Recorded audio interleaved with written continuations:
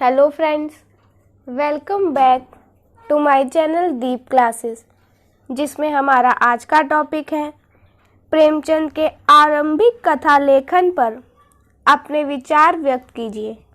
आज के वीडियो में हम इस क्वेश्चन के आंसर को जानेंगे, लेकिन उससे पहले अगर आप हमारे चैनल पर नए हैं या आपने अभी तक हमारे चैनल को सब्सक्राइब नहीं किया है तो इसे सब्सक्राइब कर लें, जिससे हमारे आने वाले वीडियो के सभी नोटिफिकेशंस आप तक पहुंच सके।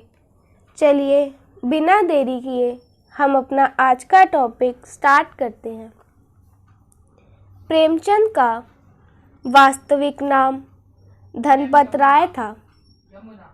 उन्होंने अपने लेखन की शुरुआत नवाब राय के नाम से उर्दू भाषा में सरकारी नौकरी में कार्यरत रहते हुए अंग्रेजों की दृष्टि से बचे रहने के उद्देश्य से की थी। इसी नाम से उनकी प्रथम कहानी इश्क़े दुनिया व हुब्बे वतन ज़माना पत्रिका में अप्रैल 1908 में प्रकाशित हुई थी तथा इसी वर्ष उनका प्रथम कहानी संग्रह सोजे वतन भी ज़माना प्रेस कानपुर से प्रकाशित हुआ, जिसमें इश्क़े दुनिया व हुब्बे वतन के अतिरिक्त दुनिया का सबसे अनमोल रतन तथा यही मेरा वतन है, शेख मखमूर और सिले ए मातम नामक जैसी महत्वपूर्ण कहानियाँ संग्रहित थी।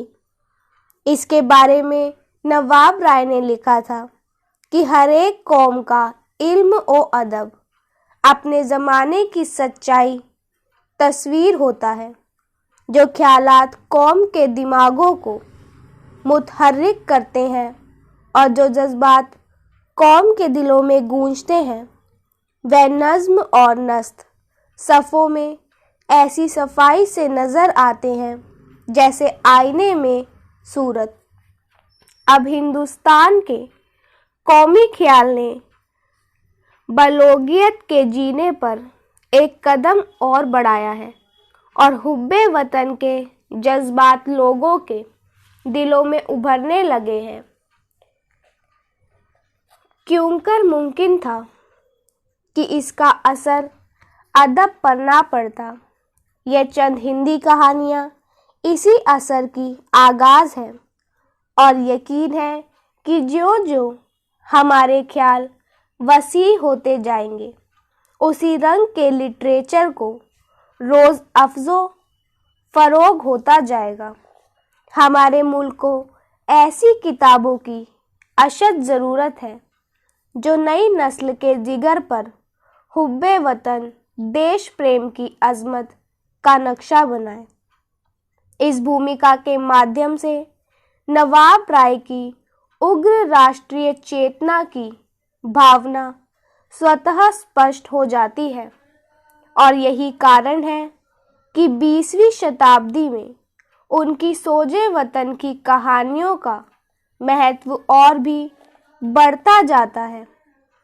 इस संग्रह की लगभग सभी कहानियों में देश प्रेम का भाव गहनता से वंचित होता है, जो कि उस समय औपनिवेशिक शासन में एक सरकारी मुलाजिम के लिए किए राष्ट्रद्रोह से बिल्कुल भी कम था।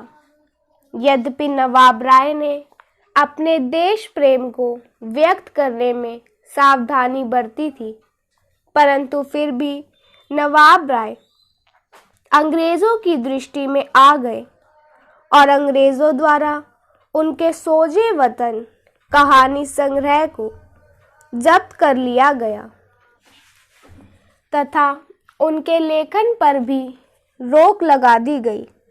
किंतु इसके बाद एक बार फिर से उन्होंने अपना नाम प्रेमचंद रखते हुए हिंदी कथा साहित्य के क्षेत्र में एक छत्र राज किया।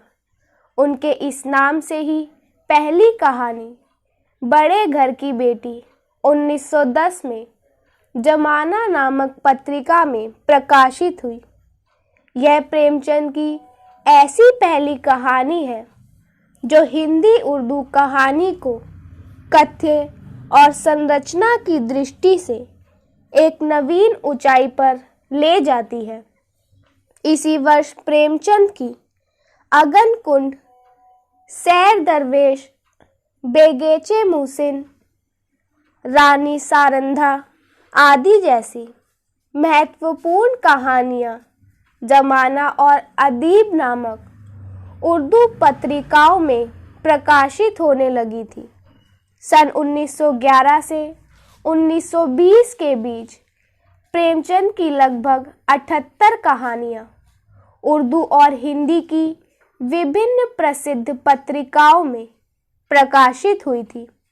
इनमें राजा हरदौल, आल्हा, केफरे करदार, नमक का दरोगा, ईश्वरीय न्याय, सज्जनता का दंड, पंच परमेश्वर, मनावन, तिरिया चरित्र, मरहम, धर्म का पुतला के साथ साथ दो भाई, दुर्गा का मंदिर, बैंक का दिवाला, बूढ़ी काकी तथा विध्वंस जैसी कहानियों का विशेष स्थान है, क्योंकि यह कहानियां अधिकतर ग्रामीण जीवन के पारिवारिक संबंधों के साथ ही उगने विद्यमान मूल्य बोध और आदर्श को प्रस्तुत करती है।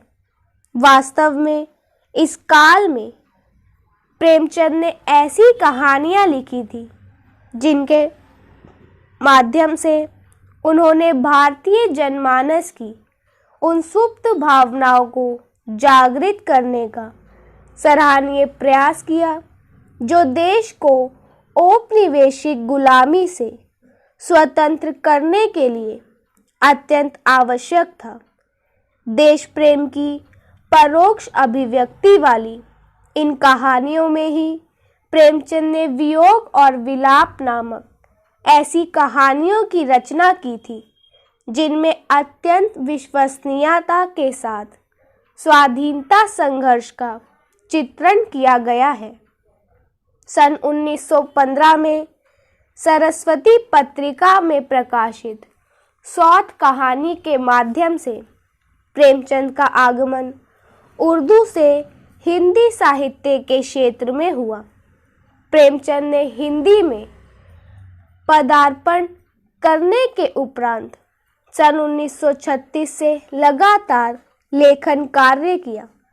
1916 में उन्होंने शंखनाद और दो भाई नामक संयुक्त परिवार पर आधारित दो कहानियां लिखी तथा सन 1916 से 20 की अवधि में उनकी धोखा, गैरत की कटार, राजपूत की बेटी आदि प्रेम केंद्रित कहानियां भी सामने आती है तथा इस काल में प्रेमचंद ने अपनी कहानियों में ब्राह्मणवादी कर्मकांड की खूब खबर ली है।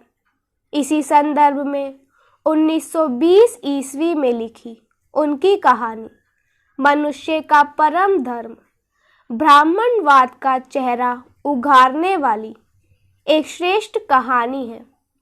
सन 1916 से 20 की अवधि में प्रेमचंद की उर्दू हिंदी सहित लगभग 45 कहानियों और 7 कहानी संग्रह प्रकाशित हुए और इस काल में उनके प्रेम पच्चीसी, प्रेम बत्तीसी एवं सप्त सरोज और नवनिधि आदि के हिंदी में अनुवाद भी प्रकाशित हुए, जिसके आधार पर उन्होंने हिंदी पाठकों के बीच अत्यधिक लोकप्रियता भी अर्जित की थी।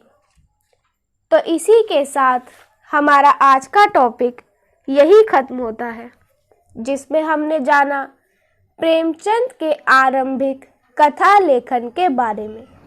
अगर हमारा आज का वीडियो आपको पसंद आया हो तो वीडियो को लाइक एंड शेयर करें और हमारे आने वाले सभी वीडियो के नोटिफिकेशंस के लिए हमारे चैनल को सब्सक्राइब करें।